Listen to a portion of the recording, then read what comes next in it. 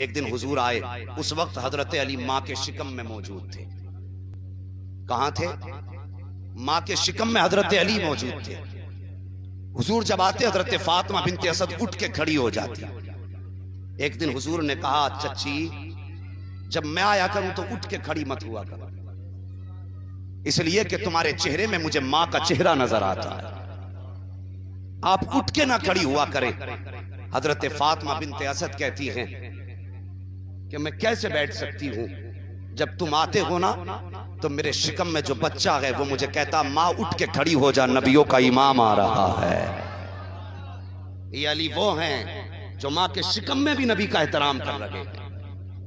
माँ उठ के खड़ी हो जा कि नबियों के इमाम आ रहे हैं। कहती हुजूर मेरे पेट में जो बच्चा है वो मुझे बैठने नहीं देता है, वो मुझसे कहता माँ उठ के खड़ी हो जा, मेरा महबूब आ रहा है। अल्लाह अकबर। उठाइए तारीख, कौन है ज़हरा के शौहर, कौन है हसनैन के बाबा, कभी इन्हें पढ़ने की भी कोशिश करो। साकिब आ रहा है मुहर्रम का महीना, खिचड़े खाएंगे भूल जाएंगे कौन है अली, कुछ दिन नारे लगाएंगे भूल जाएंगे कौन है अहले बैत अतहार। जरा गौर कीजिएगा प्यारे, हजरत फातिमा बिनते असद मेरे नबी के साथ हरम शरीफ में तवाफ फरमा रही हैं। तवाफ के बीच में मेरे नबी ने अचानक मुड़ के पीछे की तरफ देखा तो आपकी चच्ची का चेहरा सुर्ख हो चुका था। हुजूर ने चच्ची के चेहरे पे निगाह डाली, फरमाते चच्ची क्या कोई परेशानी है, क्या कोई वजह है जिसकी वजह से चेहरा सुर्ख हो गया है। तब हजरत फातिमा बिनते असद ने कहा था, या रसूल अल्लाह लगता है बच्चे की विलादत का वक्त करीब आ गया है। मेरे नबी फरमाते हैं चच्ची फिर तवाफ के चक्कर जल्दी जल्दी लगा लो। हजरत फातिमा बिनते असद ने कहा था, या रसूल अल्लाह अब मुझसे चक्कर भी नहीं लगाए जाते हैं। आका फरमाते हैं फिर ऐसा करो जल्दी घर चली जाओ। कहती मुझ में जाने की भी ताकत रखी है, भी ताकत रखी है, घर चल के कैसे जाऊंगी, दर्द की शिद्दत है। जब इतनी बात कही थी तो खाने काबा की दीवार फटी, आवाज आती है फातिमा बिनते असद अगर अपने घर नहीं जा सकती है, मैंने अपना घर खोल दिया है, मेरे घर के अंदर दाखिल हो जा। अल्लाह अकबर। आ मेरे घर में आ जा। हजरत अली की विलादत काबे के अंदर हुई। कोई कहेगा रिवायत ज़ईफ है, कोई कहेगा सनद ज़ईफ है। मैं कहता हूं फजाइल में रिवायत भी मोतबर, ज़ईफ रिवायत भी मोतबर होती है। तवज्जो है ना? कहा मेरे घर में आ जा, अगर अपने घर नहीं जा सकती तो फिर मेरे घर में आ जा। और वो सबको याद होगा हजरत ईसा इब्ने मरियम, हजरत जिब्रील ने फूंक मारी, हजरत ईसा माँ के शिकम में आ गए। विलादत का वक्त आया तो आप कहां थी? बैतुल मुकद्दस में थी। रब ने हुक्म दिया मरियम बैतुल मुकद्दस से बाहर आ जाओ। काबा भी मस्जिद है, बैतुल मुकद्दस भी मस्जिद है। फर्क देखिए, जब हजरत ईसा की अम्मी बच्चे के विलादत के वक्त हरम उस मस्जिद अक्सा में थी, हुक्म हुआ बाहर निकलो।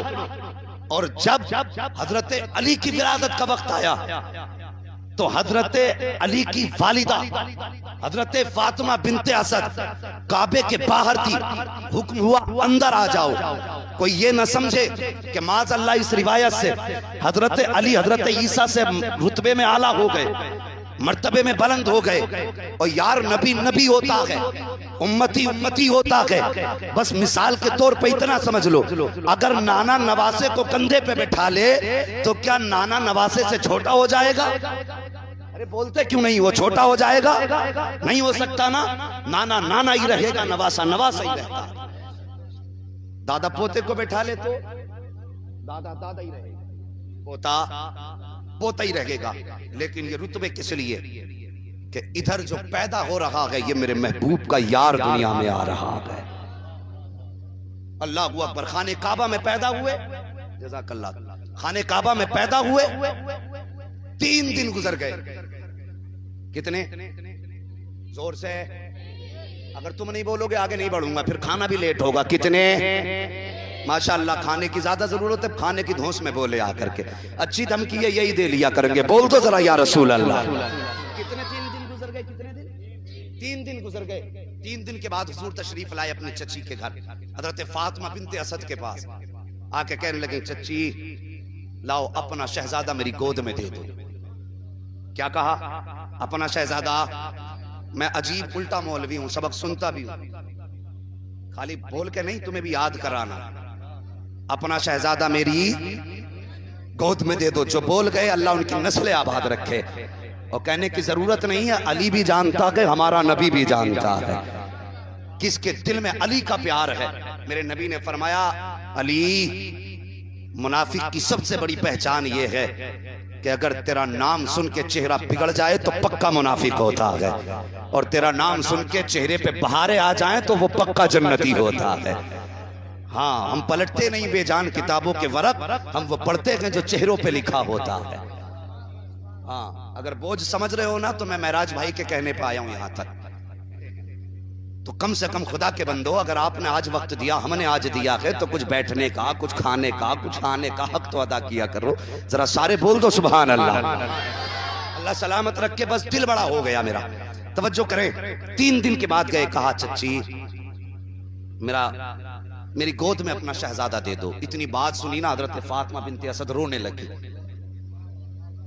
जब रोई ना वो खातून जिसको मेरा नबी मां की तरह प्यार करता है, जो जानवरों की आंख में आंसू नहीं देख सकता, वो मां की आंख में आंसू कब गवारा कर सकता है।